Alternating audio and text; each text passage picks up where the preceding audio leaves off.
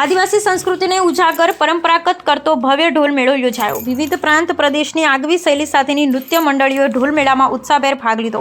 પરંપરાગત ઢોલ મેળાને માણતા શિક્ષણ મંત્રી શ્રી ડોક્ટર કુબેરભાઈ ડિંડોર, આદિવાસી સંસ્કૃતિને ઉજાગર કરતા ભવ્ય સાંસદ ઢોલ મેળો દાહોદની રેલવે સ્પોર્ટ્સ ગ્રાઉન્ડ ખાતેના ભવ્ય રીતે યોજાયો। આ 17મા સાંસદ ઢોલ મેળામાં વિવિધ પ્રાંત પ્રદેશની આગવી શૈલી સાથેની નૃત્ય મંડળીઓ ઉત્સાહભેર ભાગ લીધો। આ વેળા આદિજાતિ વિકાસ, પ્રાથમિક, માધ્યમિક અને પ્રૌઢ શિક્ષણ મંત્રી કુબેરભાઈ ડિંડોર, સાંસદ શ્રી જસવંતસિંહ ભાભોર સહિતના મહાનુભાવો ઉપસ્થિત રહ્યા। શિક્ષણ મંત્રી ડોક્ટર કુબેરભાઈ ડિંડોરે જણાવ્યું કે આદિવાસીઓની ભવ્ય સાંસ્કૃતિક પરંપરાને ઉજાગર કરતા સાંસદ ઢોલ મેળા કાર્યક્રમને વધાવતા જણાવ્યું કે આદિવાસી સંસ્કૃતિમાં ગીત, સંગીત, નૃત્યનો સુભગ સમન્વય જોવા મળે છે, તેમજ આનંદ ઉત્સવથી ભરપૂર આદિવાસી સંસ્કૃતિને આપણે જતન કરવું જોઈએ। આપણા ભવ્ય આદિવાસી વારસાને જાળવી રાખવા માટે આ પ્રકારના કાર્યક્રમનું આયોજન કરવું જોઈએ। આજના કાર્યક્રમમાં ભાગ લેનાર સૌ કલાકારોને મંત્રીશ્રીએ શુભેચ્છા પાઠવી।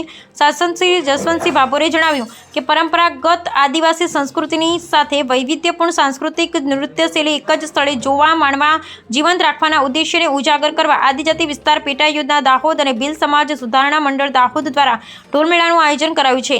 દેશ સહિત ગુજરાતના વિવિધ પ્રાંત પ્રદેશની આગવી શૈલી સાથેની નૃત્ય મંડળીઓ આ ઢોલ મેળામાં ભાગ લીધો, ત્યારે તમામ કલાકારોને સાંસદ શ્રી ભાભોરે શુભેચ્છા પાઠવી હતી અને સરકાર દ્વારા આદિવાસી સંસ્કૃતિના જતન માટેના આ પ્રકારના કાર્યક્રમનું આયોજન કરાયું, ત્યારે આપણે આપણી મહાન સાંસ્કૃતિક વિરાસતનું જતન કરવું જોઈએ તેમ ઉમેર્યું હતું। આ પ્રસંગે ઉપસ્થિત નાગરિકોએ ઢોલ મંડળીઓનો મનમોહક પ્રદર્શનથી મંત્રમુગ્ધ કર્યા હતા।